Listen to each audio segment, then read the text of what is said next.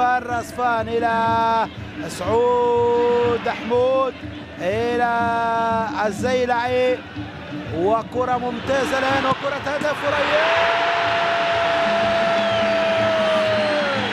ريان بلال يسجل الهدف الخامس في هذه المباراة.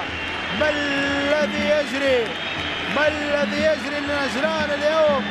5 أهداف لهدف واحد، لكن النصر يقدم في أداء جيد ومباراة كبيرة لريان بلال الذي يسجل هدفه السابع في دوري زين السعودي.